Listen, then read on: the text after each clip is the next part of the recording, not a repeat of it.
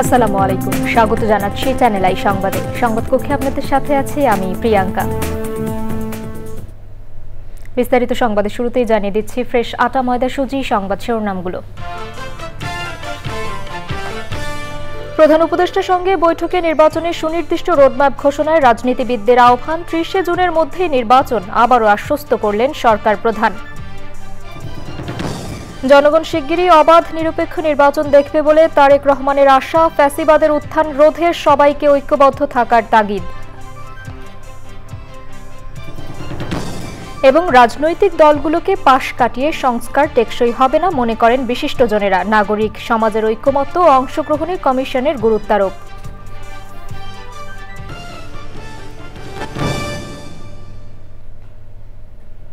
সংবাদ শিরোনামগুলো জানাচ্ছিলাম। এখনকার সংবাদ আয়োজন একই সঙ্গে চ্যানেল আইয়ের ইউটিউব চ্যানেলে এবং চ্যানেল আইয়ের ওটিটি প্ল্যাটফর্ম আই স্ক্রিনে লাইভ স্ট্রিম হচ্ছে। যাচ্ছে বিস্তারিত সংবাদে। প্রধান উপদেষ্টা ডক্টর মোহাম্মদ ইউনূসের সঙ্গে বৈঠকের পর বিভিন্ন রাজনৈতিক দলের নেতারা বলেছেন, প্রধান উপদেষ্টা তাদের জানিয়েছেন তিনি ক্ষমতা দীর্ঘায়িত করতে চান না। নির্দিষ্ট সময়ের পরে একদিনেও এই সরকারের ক্ষমতায় থাকার কোনো ইচ্ছে নেই। অন্যদিকে রাজনৈতিক দলের নেতারা প্রধান উপদেষ্টাকে বলেছেন সবকিছুই এই সরকারকে করতে হবে, এমন ভাবনা থেকে বের হয়ে আসতে হবে। শিগগিরই নির্বাচনের রোডম্যাপ ঘোষণার জন্য প্রধান উপদেষ্টাকে আহ্বান জানিয়েছেন তারা। মোস্তফা মল্লিকের রিপোর্ট। রাষ্ট্রীয় অতিথি ভবন যমুনায় দ্বিতীয় দিনের মতো রাজনৈতিক দলের নেতাদের সঙ্গে আলোচনা। রোববার বিকেল 5টায় আলোচনা শুরু হয়ে চলে রাত 9টা পর্যন্ত। বিকেলে বিভিন্ন দলের 11 জন এবং সন্ধ্যায় 9 জন নেতার সঙ্গে আলোচনা করেন প্রধান উপদেষ্টা। পরে সংবাদ সম্মেলনে নেতারা বলেন, প্রধান উপদেষ্টা তাদেরকে বলেছেন নানা ষড়যন্ত্রের মধ্যে রয়েছে দেশ।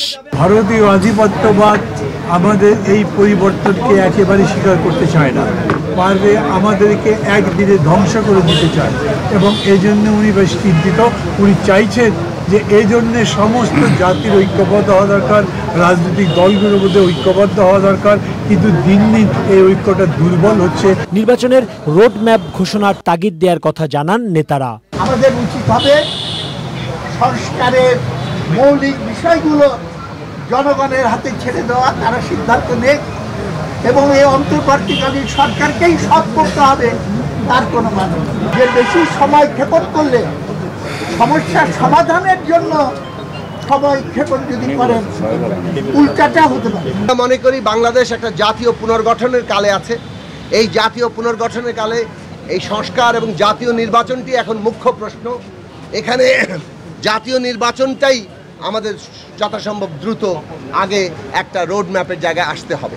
দলের সাথে সংশ্লিষ্ট এনসিপির দুজন উপদেষ্টা তাদেরকে অপসারণ করা বা তাদেরকে বুঝিয়ে পদত্যাগের দিকে আপনার নিয়ে যাওয়া, এটা সরকারের জন্য একটা ভালো দিক হবে। পাশাপাশি বিএনপির পক্ষ থেকে যেহেতু আরও একজন উপদেষ্টা নিয়ে তারা দ্বিমত পোষণ করেছে, সঙ্গত কারণেই এরকম বিষয়গুলোতে সরকার যেন ইতিবাচকভাবে আমলে নেয়।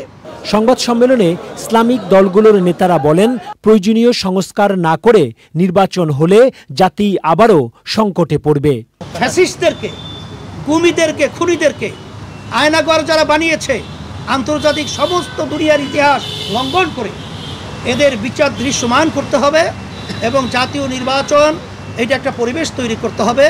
আর সাথে সাথে আমরা স্থানীয় নির্বাচনের ব্যাপারেও আমরা বলছি, এটা যদি আগে হয় সুন্দর একটা জনপ্রতিনিধি একটা প্ল্যাটফর্ম তৈরি হবে, এটা আমরা আলোচনা করেছি। হেফাজতে ইসলামের মামলাগুলো প্রত্যাহারের বিষয়ে আমরা বিগত মে মাসের 3 তারিখ মহাসমাবেশ থেকে 2 মাসের একটা আলটিমেটাম দিয়েছিলাম। সেই বিষয়ে মাননীয় প্রধান উপদেষ্টা নিজে দায়িত্ব গ্রহণ করেছেন। পরে সংবাদ সম্মেলনে আলোচনার বিভিন্ন বিষয় তুলে ধরেন প্রধান উপদেষ্টার প্রেস সচিব। বিচার এবং আমরা যে রিফর্ম করছি, আমরা যে বিচারের কার্যক্রম শুরু করেছি এবং আমরা যে নির্বাচনের জন্য যে কাজ করছি সেইটার জন্য তারা তাদের সম্পূর্ণ সমর্থন জানিয়েছেন যে তিনি ইলেকশন ডিসেম্বর থেকে জুনের মধ্যে করবেন এবং 30 জুনের ওই পারে যাবে না। নেতারা জানান, মানবিক করিডোর বা বন্দরের মতো গুরুত্বপূর্ণ বিষয় নিয়ে প্রধান উপদেষ্টা বলেছেন, দেশ বিরোধী কোনো কাজই এই সরকারের পক্ষে সম্ভব নয়। Mostafa Mallik, channel I, Dhaka. বিএনপির ভারপ্রাপ্ত চেয়ারম্যান তারেক রহমান বলেছেন, শিগগিরই দেশের ইতিহাসে সবচেয়ে অবাধ ও নিরপেক্ষ একটি নির্বাচন দেখবে জনগণ। রাজধানীতে ন্যাশনাল পিপলস পার্টির প্রতিষ্ঠাবার্ষিকীর আলোচনায় অনলাইনে যুক্ত হয়ে তিনি বলেন, রাজনৈতিক আদর্শে দলগুলোর বিরোধ থাকলেও ফ্যাসিবাদের উত্থান রোধে সবাই ঐক্যবদ্ধ থাকবে। বাজেটের আগে এনবিআরের সংস্কার চাপিয়ে দেয়া অচল অবস্থা তৈরি করা হচ্ছে বলেও অভিযোগ করেন তারেক রহমান। রাহুল রায়ের রিপোর্ট। বিএনপির রাজনৈতিক মিত্র ন্যাশনাল পিপলস পার্টি এনপিপির প্রতিষ্ঠাবার্ষিকীর আলোচনা ছিল রাজধানীতে। দলীয় নেতাদের সঙ্গে অন্য দলের নেতারাও ছিলেন অনুষ্ঠানে। লন্ডন থেকে ভার্চুয়ালি যুক্ত হন বিএনপির ভারপ্রাপ্ত চেয়ারম্যান তারেক রহমান। স্বৈরাচারের আমলে বক্তব্যে শিগগিরই জাতীয় নির্বাচনের আশা প্রকাশ করেন তিনি। অন্তর্বর্তীকালীন সরকার প্রধানের সঙ্গে দেখা করে রাজনৈতিক দলগুলো আবারও জাতীয় নির্বাচনের সুস্পষ্ট দিনক্ষণ ঘোষণার দাবি জানিয়েছে। বিএনপির দাবি, আগামী ডিসেম্বরের ভেতরে জাতীয় নির্বাচন অনুষ্ঠিত হতে হবে। জাতীয় নির্বাচন অনুষ্ঠানের লক্ষ্যে জনপ্রশাসন, আইন শৃঙ্খলা বাহিনীর প্রয়োজনীয় সংস্কারের জন্য অন্তর্বর্তীকালীন সরকারের প্রতি সর্বাত্মক সমর্থন অব্যাহত রেখেছি। সুতরাং জনগণ অবিলম্বে দেশের ইতিহাসের সবচেয়ে অবাধ, নিরপেক্ষ একটি জাতীয় নির্বাচন দেখতে পাবে। আসন্ন বাজেট নিয়েও কথা বলেন তারেক রহমান। প্রতিটি বছর জাতীয় বাজেট বাস্তবায়নের ক্ষেত্রে ঘাটতি বাজেট হচ্ছে মূল প্রতিবন্ধকতা। বাজেট প্রণয়নের ক্ষেত্রে এনবিআর হয়তো সরাসরি কোনো ভূমিকা নেই, তবে রাজস্ব আদায়ের মাধ্যমে বাজেট বাস্তবায়নের ক্ষেত্রে এনবিআর এর ভূমিকা মুখ্য। এমন বাস্তবতায় বাজেট পাশের ঠিক আগ মুহূর্তে অন্তর্বর্তীকালীন সরকার হঠাৎ করে এনবিআর এর সংস্কার চাপিয়ে দিয়ে রাজস্ব আদায়ের ক্ষেত্রে যে একটি অচল অবস্থা সৃষ্টি করেছে, এটি আমাদের অর্থনীতির জন্য কিন্তু খুব ভালো বিষয় নয়। ফ্যাসিবাদের বিরুদ্ধে সবাইকে ঐক্যবদ্ধ থাকার আহ্বান জানিয়েছেন বিএনপির ভারপ্রাপ্ত চেয়ারম্যান। পতিত পরাজিত বিতাড়িত ফ্যাসিবাদ যাতে আর কোন রূপে কোন ক্রমেই ফিরতে না পারে, প্রত্যেকটি রাজনৈতিক দলের লক্ষ্য। Rahul Roy, channel I, Dhaka. Bangladesh institute of peace and security স্টাডিজের সভাপতি অবসরপ্রাপ্ত মেজর জেনারেল এএনএম মনিরুজ্জামান বলেছেন, অন্তর্বর্তী সরকারের সংবিধানে হাত দেওয়া উচিত হবে না। জাতীয় ঐকমত্য কমিশনের সাথে আলোচনায় তিনি আরও বলেন, সংবিধান পরিবর্তন করতে পারেন শুধুমাত্র জনপ্রতিনিধি বা যারা নির্বাচনের মাধ্যমে নির্বাচিত।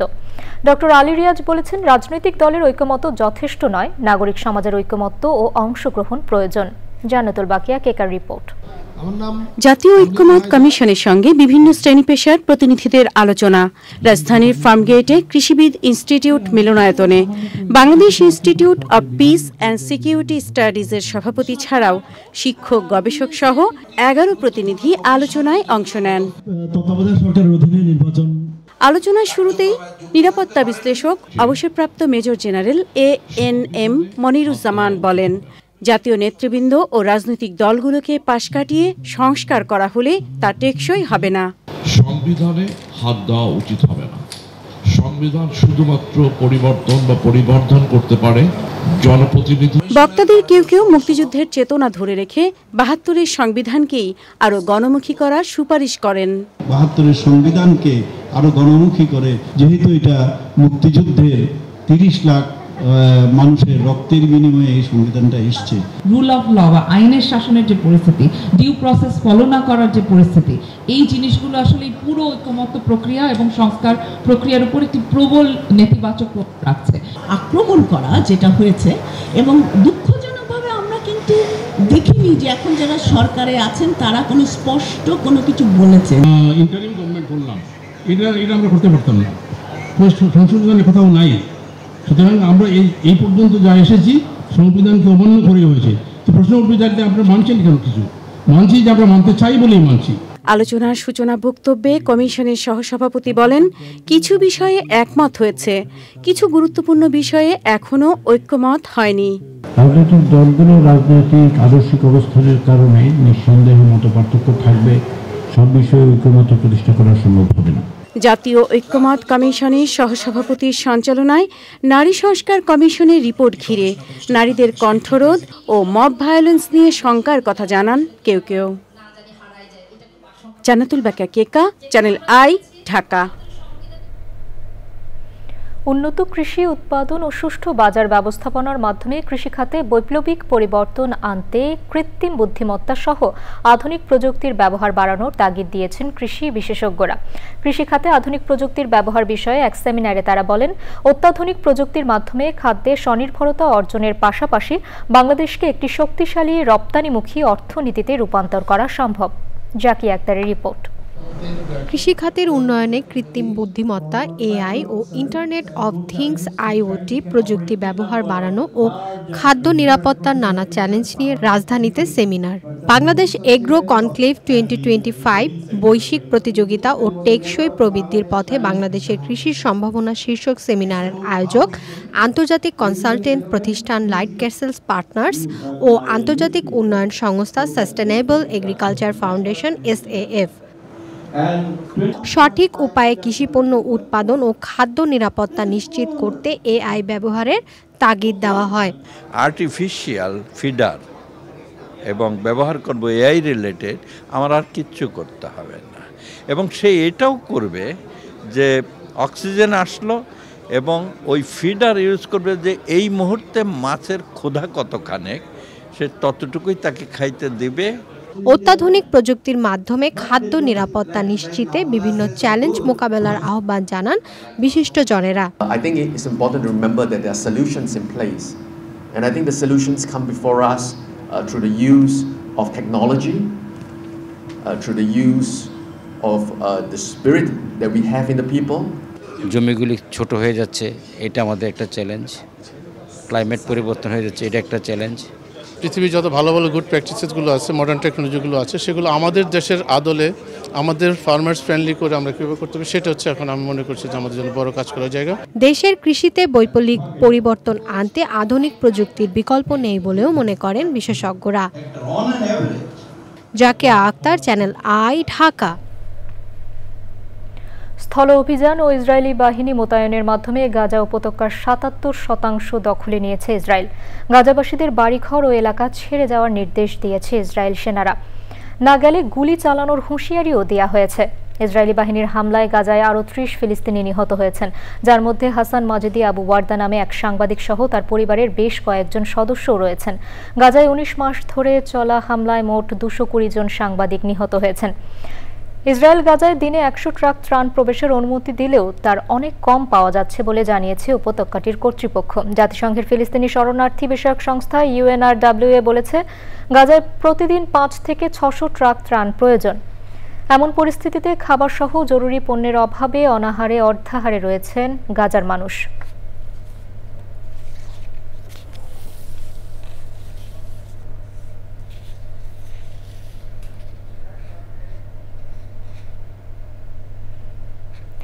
দর্শক, এবারে বিরতি। ফিরে এলাম বিরতির পর। বাংলাদেশে বিদেশি এয়ারলাইন্সের প্রতিনিধি জেনারেল সেলস এজেন্টদের উদ্যোগে যাত্রা শুরু হলো airlines GSA forum of Bangladesh নামের একটি নতুন সংগঠনের। রাজধানীর একটি হোটেলে ফোরামের লোগো উন্মোচন অনুষ্ঠান হয়।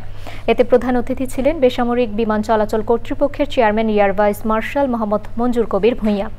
স্বাগত বক্তব্য রাখেন GSA ফোরামের আহ্বায়ক এবং গ্যালাক্সি ইন্টারন্যাশনালের ব্যবস্থাপনা পরিচালক আহমেদ ইউসুফ ওয়ালিদ। অনুষ্ঠানে বিভিন্ন দেশের কূটনীতিক, ব্যাংকের প্রধান নির্বাহী এবং খাত সংশ্লিষ্ট অংশীজনেরা উপস্থিত ছিলেন।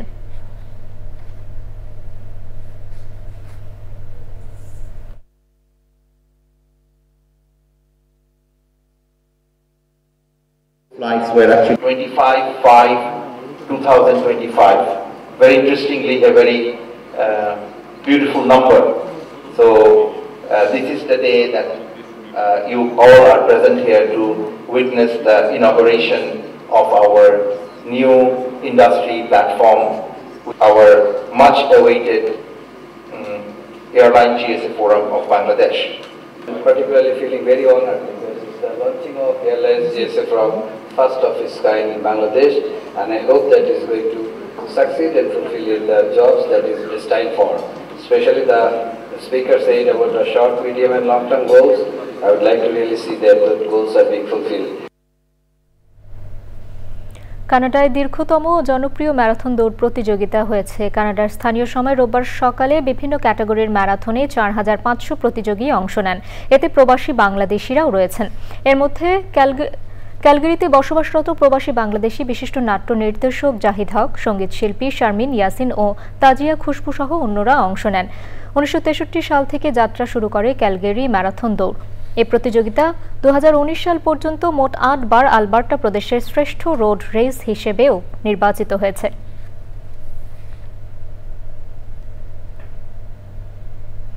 এবারে নিটোল টাটা কৃষি সংবাদ।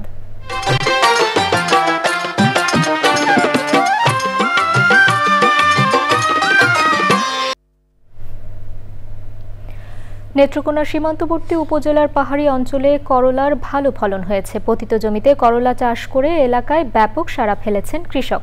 উচ্চ ফলনশীল জাতের এই সবজির আবাদ করে ফলন ও বাজার মূল্য ভালো পাওয়ায় লাভবান হচ্ছেন তারা। নেত্রকোনা প্রতিনিধি জাহিদ হাসানের তথ্যে আল মুকসিদের রিপোর্ট। জেলার কমলাকান্দা, দুর্গাপুর ও পূর্বধলা উপজেলায় এবার 220 হেক্টর জমিতে করলা সহ বিভিন্ন সবজি আবাদ করেছে কৃষক। উপজেলার প্রায় 20টি গ্রামে আবাদ হয়েছে উচ্চ ফলনশীল টিয়া জাতের করলা। 20 কাঠা জমি করলা লাগাইছি, 4000-5000 টাকা কাঠা বিক্রি করছি, আর কিছু সামলাবো হইতে পারে। করলা আমরা বর্তমান বিক্রি করতেছি 35 টাকা কেজি, পরিমাণ 3 লক্ষ টাকা আশা করা যায়। কাঠা 20 কাঠা জমি করছি, 20 কাঠা জমিতে মনে করেন প্রতি কাঠাতে 4-5 টাকা করে বিক্রি হইতাছে হবে বা হইতাছে। স্থানীয়ভাবে বিষমুক্ত সবজির চাহিদা পূরণ করে জেলার বাইরেও সরবরাহ করা হচ্ছে করলা, বলছে কৃষি সম্প্রসারণ অধিদপ্তর। তাদের যে উপকরণ, বিশেষ করে সার প্রাপ্তির ব্যাপারে তাদের কোনো জটিলতা না থাকায় সারের প্রাপ্যতা অ্যাভেলেবেল ছিল বলে তারা পরিমিত পরিমাণে সার ব্যবহার করতে পেরেছেন এবং করলার ফলনটা বেশ ভালো হচ্ছে। এক সময় সীমান্তবর্তী এই অঞ্চলে বাইরের জেলা থেকে সবজি সরবরাহ করা হতো, আর এখন স্থানীয় সবজি দিয়েই পূরণ হচ্ছে বেশিরভাগ চাহিদা। আল মুকসিদ, চ্যানেল আই। এবার প্রকৃতি সংবাদ।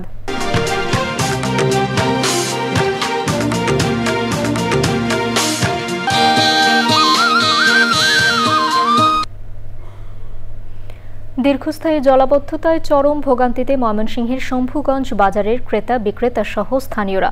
সামান্য বৃষ্টিতেই পানিতে ডুবে যায় আশপাশের রাস্তাঘাট, দোকানপাট। বারবার আবেদনের পরিপ্রেক্ষিতে এই জলাবদ্ধতা নিরসনে কর্তৃপক্ষ কোনো উদ্যোগ না নেওয়ায় ক্ষুব্ধ এলাকাবাসী।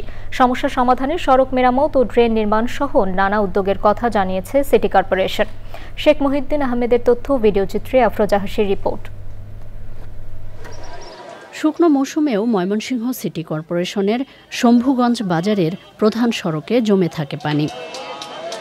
খানাখন্দে ভরা বেহাল সড়ক আর ড্রেনেজ ব্যবস্থা না থাকায় প্রতি বর্ষায় রাস্তাঘাট, বাজার ছাপিয়ে পানি ঢুকে যায় বাসাবাড়িতেও। মাসের পর মাস এই জলাবদ্ধতায় চরম ভোগান্তিতে পথচারী। ব্যাহত হচ্ছে যান চলাচল। অল্প কিছু বৃষ্টির জন্য আমরা ওখানে কাজ করতে পারি, সামনে তো অনেক বৃষ্টি বাইরে হয়েছে, তখন কি করা যাবে? আমগর সমস্যা, পাবলিকের সমস্যা, রাস্তা দিয়ে হাইতে যাইতে পারে না, আমরা গাড়ি নিয়ে যাইতে পারি না পাবলিকের লাগিয়া। রাস্তাটা একটু ভালো হয় তাহলে তো আমাদের একটু উপকার হয়, প্রতিদিন স্কুলে যাই, যে জরুরি রাস্তাটা একটু ভালো হয়। পণ্য বিক্রি কমে যাওয়ায় ক্ষতির মুখে ব্যবসায়ীরাও। প্রতি বছর এই বাজারটি প্রায় 2 কোটির কাছাকাছি ইজারা বা রাজস্ব দেওয়া হয়, কিন্তু সেই হিসাবে আমরা কোনো ধরনের সুযোগ সুবিধা বা প্রতিকার পাচ্ছি না। পানি বাসাগুলির ভিতরে গেলে হাঁটু পানি। পরিস্থিতি উত্তরণে সড়ক মেরামতের পাশাপাশি শম্ভুগঞ্জ বাজারে ড্রেন ও শেড নির্মাণের উদ্যোগ নেওয়া হচ্ছে বলে জানিয়েছে কর্তৃপক্ষ। বাজার উন্নয়ন কাজের জন্য প্রকৌশল ডিপার্টমেন্টকে কিছু উন্নয়নমূলক কাজের তালিকা দিয়েছি। আমাদের যে প্রকল্পগুলি দেওয়া আছে সেই প্রকল্পগুলি যদি বাস্তবায়িত হয় তাহলে এই সমস্যাগুলি থাকবে না। জনভোগান্তি কমানোর পাশাপাশি আঞ্চলিক অর্থনীতি চাঙ্গা রাখতে দ্রুত কার্যকর পদক্ষেপের দাবি জানিয়েছেন ভুক্তভোগীরা। আফরোজা হাসি, প্রকৃতি ও জীবন ডেস্ক, চ্যানেল আই। দর্শক, সবশেষে ফ্রেশ আটা ময়দা সুজি সংবাদ শিরোনামগুলো জানিয়ে দিচ্ছি আরও একবার। প্রধান উপদেষ্টার সঙ্গে বৈঠকে নির্বাচনের সুনির্দিষ্ট রোডম্যাপ ঘোষণায় রাজনীতিবিদদের আহ্বান। 30 জুনের মধ্যেই নির্বাচন, আবারও আশ্বস্ত করলেন সরকার প্রধান। জনগণ শিগগিরই অবাধ নিরপেক্ষ নির্বাচন দেখবে বলে তারেক রহমানের আশা। ফ্যাসিবাদের উত্থান রোধে সবাইকে ঐক্যবদ্ধ থাকার তাগিদ। এবং রাজনৈতিক দলগুলোকে পাশ কাটিয়ে সংস্কার টেকসই হবে না মনে করেন বিশিষ্টজনেরা। নাগরিক সমাজের ঐক্যমত্য ও অংশগ্রহণে কমিশনের গুরুত্বারোপ।